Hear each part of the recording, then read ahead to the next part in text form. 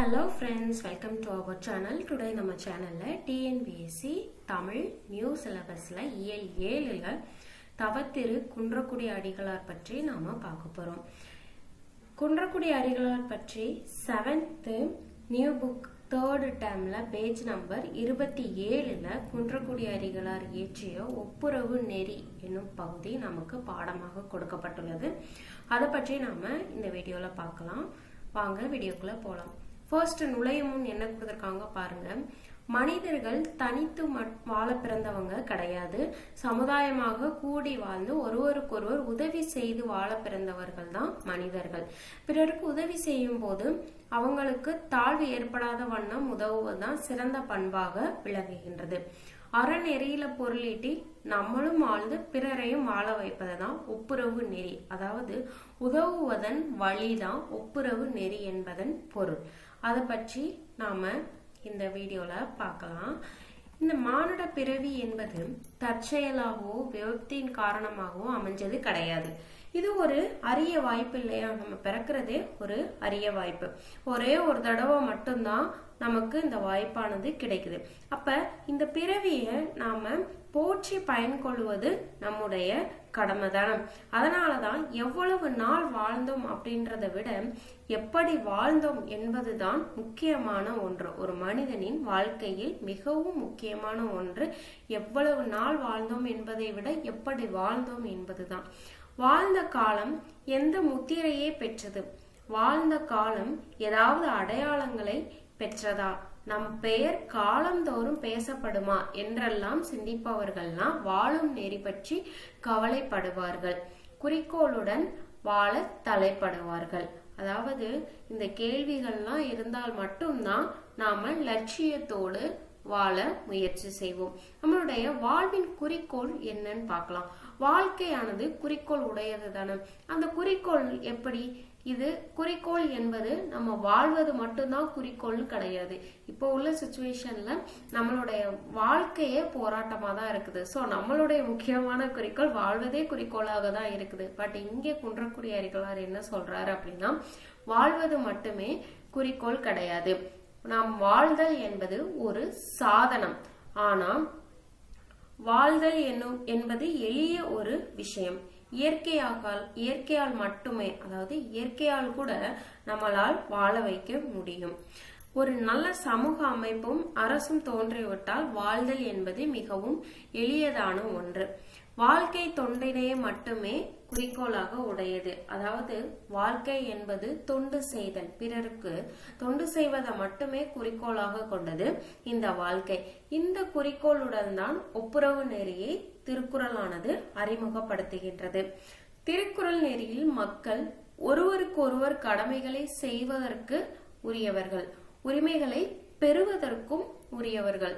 ஒருத்தவங்க எல்லாருக்காகவும் எல்லாரும் ஒருவருக்காகவும் என்ற பொது உடைமை நெறியதான் திருவள்ளுவரின் வாழும் நெறி அப்படின்னு திருவள்ளுவர் குறிப்பிடுகிறார். அப்போ இந்த வாழ்வும் ஒப்புரவும் எப்படி கம்பேர் பண்ணலாம்? ஒருத்தவங்க செய்யும் செயலானது அந்த செயல் தரும் பயனை விட செய்பவரின் மனப்பாங்கு. இப்போ நான் ஒருத்தவங்களுக்கு உதவி செய்யணும் அப்படின்னு நினைக்கிறேன் அப்படின்னா, என்கிட்ட செல்வம் இருக்குது. அந்த செல்வத்தை நான் கொடுக்கணும்னு நினைத்தால் மட்டும்தான் உதவி செய்வேன். அதுதான் செய்பவரின் மனப்பாங்கு, அவர்களுடைய உணர்வு. இந்த அடிப்படையில் தான் ஒருவர் செய்யும் செயலானது மதிப்பிடப்படுகின்றது. அந்த செயலின் தரத்தையும் நமக்கு உணர்த்துகின்றது. ஒருவருக்கொருவர் உதவி செஞ்சா மட்டும் போதாது. உதவி எதுக்காக நம்ம செய்யறோம்? நம்மளுடைய தற்காப்புக்காகவும் லாபத்திற்காகவும் கூட இன்னொருத்தவங்க உதவி செய்யலாம். ஆனா உதவி என்பது எதையும் எதிர்பாராமல் செய்யக்கூடிய செயலை தான் உதவி என்று குறிப்பிடுகிறோம். சொல்ல போனோம்னா இத்தகைய உதவிகள் கூட ஒரு வகையில வாணிகம் மாதிரி நடைபெறுகின்றது. அதாவது நம்ம ஸ்கூல்ல இருந்தே வரோம்ல, எனக்கு எரேசர் கொடுத்தா நான் பென்சில் தருவேன், இததான் வாணிகம் அப்படின்னு சொல்றாங்க. எதையோ ஒன்னு எதிர்பார்த்து நம்ம உதவி செய்யக்கூடாது.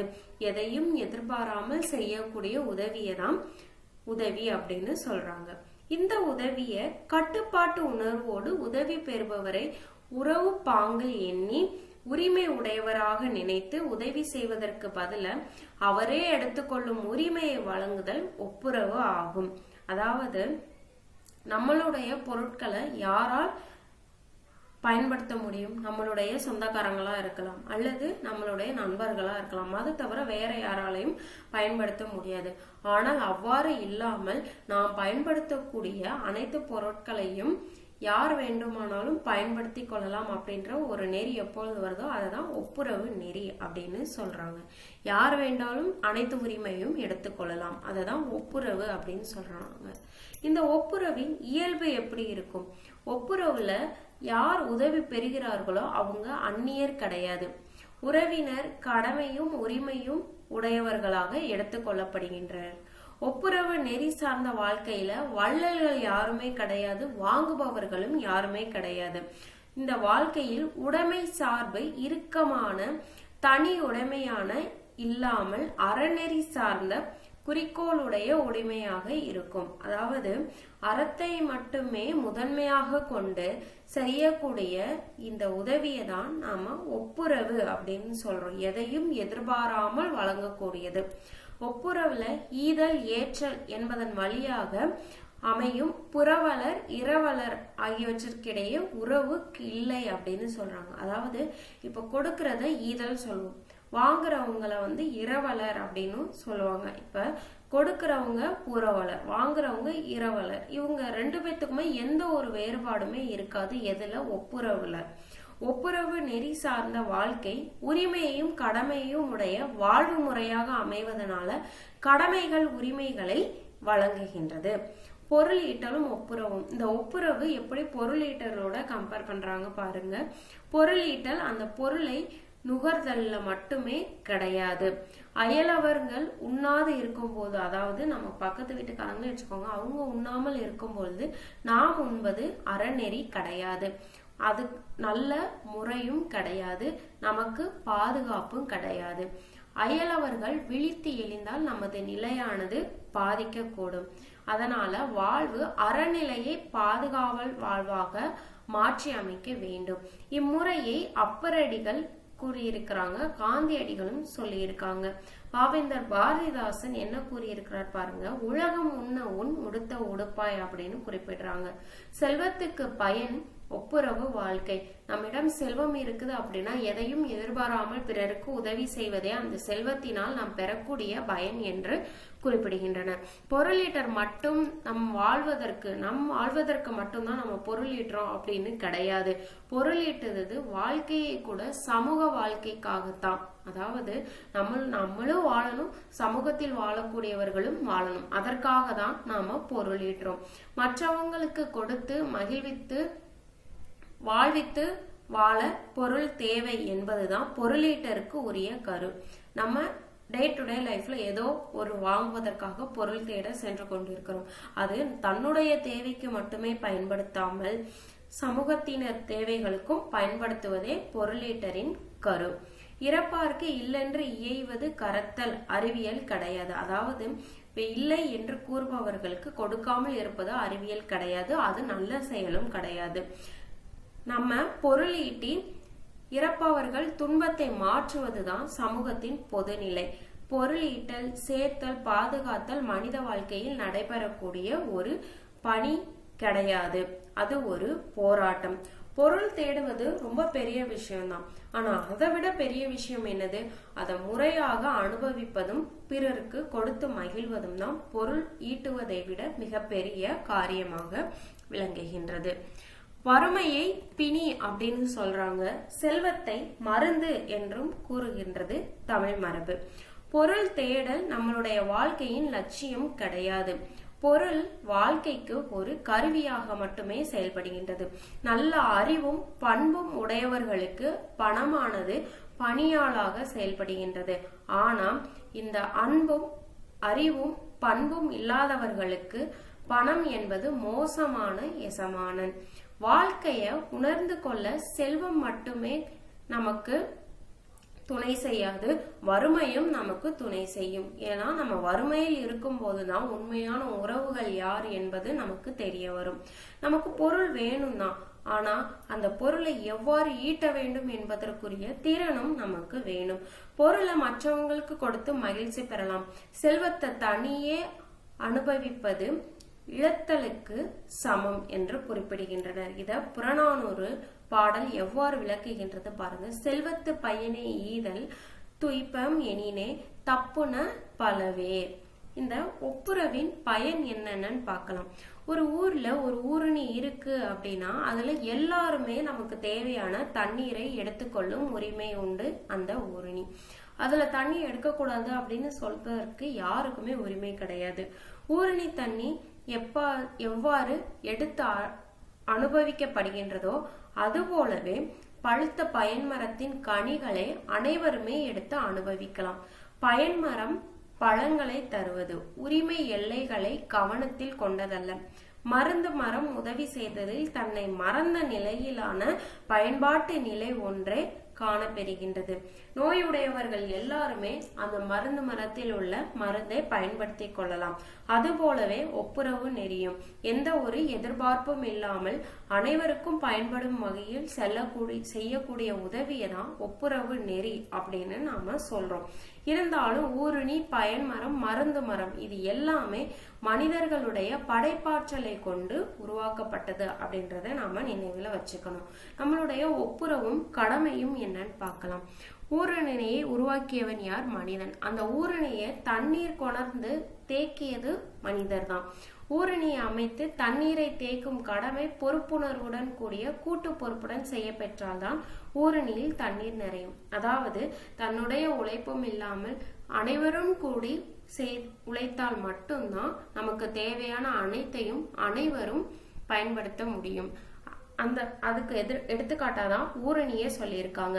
ஒரு ஊரணி வெட்டணும் அப்படின்னா ஒருவர் முயற்சியால் செய்ய முடியாது. ஊர் மக்கள் அனைவரும் எடுத்து ஸ்டெப் எடுக்கணும், அப்பதான் செய்ய முடியும். அதுபோலதான் எல்லோரும் பயன்பெற வேண்டும் என்றால் எல்லோரும் ஒப்புரவு நெறி வழி நடக்க வேண்டும். அப்படி செய்தால் மட்டும்தான் அனைவரும் பயன்பெறும் வகையில் வாழ்க்கையானது அமையும். அதே மாதிரி மரங்களை பயன் தரும் மரங்கள் வளர்த்தால் மட்டும்தான் சுவையான கனிகள் நமக்கு கிடைக்கும். மனிதர்களுடைய படைப்பை தொடர்ந்துதான் இந்த நுகர்வானது இருக்கிறது, ஒப்புரவும் இருக்குது. அதுபோலதான் மருந்து மரங்களை நட்டு வளர்த்தால் மட்டும்தான் அந்த மருந்து மரங்களை நம்மால் பயன்படுத்த முடியும். அதே போலதான் ஒரு ஒப்புரவு நெறிக்கு தேவைப்படுவது உழைப்பு மட்டுமில்லாமல் கூட்டு உழைப்பும் நமக்கு தேவை. பொருளை படைக்கும் கடமைகள் நிகழாத வரையில் ஒப்புரவு வாழ்வானது நமக்கு கிடைக்கவே கிடைக்காது. கடமைகள் இயற்ற பெறாமல் ஒப்புரவானது தோன்றாது. ஒரே வழி தோன்றினாலும் நிலைத்து நில்லாது. கடமைகளில் பொருள் செய்தலில் ஒவ்வொருவரும் கூட்டு உழைப்பில் ஈடுபட்டால் மட்டும்தான் ஒப்புரவு நெறியானது தோன்றும், அதை தொடர்ந்து வளரும், நிலைத்து நிற்கும். இதுல நமக்கு குறள் ஒப்புரவு நெறியை பற்றி எவ்வாறு கூறுகின்றது பாருங்க. ஊருணி நீர் நிறைந்த அற்றைய உலகவாம் பேரறிவாளன் திரு. அதாவது உலகினர் விரும்புமாறு உதவி செய்து வாழ்பவருடைய செல்வமானது ஊருணியில் நிரம்பிய நீரை போல பலருக்கு பயன்படும். ஒரு ஊருணில நீர் நிறையுது அப்படின்னா அதை எல்லோரும் பயன்படுத்தி கொள்ளலாம். அது போலதான் உதவி செய்து வாழ்பவர்களிடத்தில் செல்வம் வந்துகிட்டே இருந்துச்சு அப்படின்னா உலகினர் அனைவருமே பயன்பெறுவார்கள் அப்படின்னு வள்ளுவர் குறிப்பிடுகிறார். பயன்மரம் உள்ளூர் பழுத்து அற்றால் செல்வம் நயனுடையான் கண் படின்.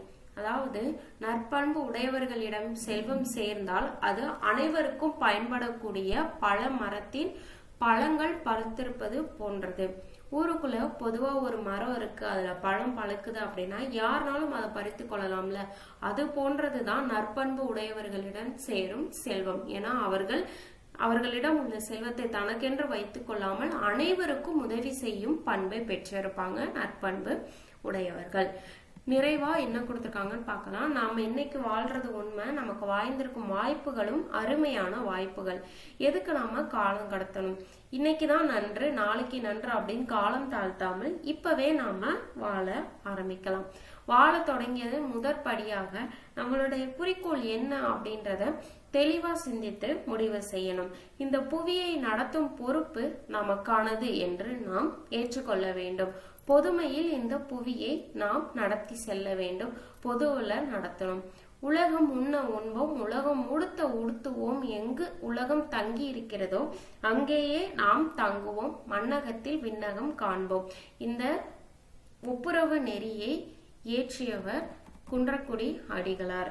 மக்கள் பணியை இறைப்பணியாக எண்ணி தம் வாழ்நாள் முழுவதும் தொண்டு செய்தவர் தான் தவத்திரு குன்றக்குடி அடிகளார். குன்றக்குடி திருமணத்தின் தலைவராக விளங்கிய இவர் தமது பேச்சாலும் எழுத்தாலும் இறை தொண்டும் சமூக தொண்டும் இலக்கிய தொண்டும் ஆற்றியவர் திரு குன்றக்குடி அடிகளார். திருக்குறள் நெறியை பரப்புவதை தனது வாழ்நாள் கடமையாக கொண்டவர் தவத்திரு குன்றக்குடி அடிகளார். இது ரொம்ப இம்பார்ட்டன்டான பாயிண்ட். திருக்குறள் நெறிகளை பரப்புவதை தனது வாழ்நாள் கடமையாக கொண்டவர் குன்றக்குடி அடிகளார். நாயன்மார் அடிச்சுவட்டில் குறட்செல்வம், ஆலயங்கள், சமுதாய மையங்கள் உள்ளிட்ட பல நூல்களையும் இவர் எழுதியுள்ளார். இவர் 2 இதழ்களை இயற்றியுள்ளார். அது என்னென்ன இதழ்கள்னு பாருங்க. அருளோசை, அறிக அறிவியல், இந்த 2 இதழ்களை குன்றக்குடி அடிகளார் நடத்தியுள்ளார். ஒப்புரவு நெறி என்னும் தலைப்பில் அடிகளார் கூடியுள்ள கருத்துக்கள் நமக்கு இங்க கொடுத்திருக்காங்க.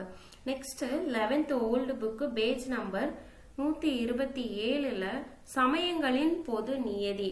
இது வந்து ஜஸ்ட் ஸ்டோரி மாதிரி இருக்கும். நீங்க ரீட் பண்ணி விட்டா கூட போதும். இதை பத்தி நமக்கு ரொம்ப இம்பார்ட்டன்ட் பாயிண்ட்ஸ் வந்து கிடையாது. ஸோ ஜஸ்ட் ரீட் பண்ணிக்கோங்க. நம்ம அவுட் சோர்ஸ் வந்து பார்க்கலாம்.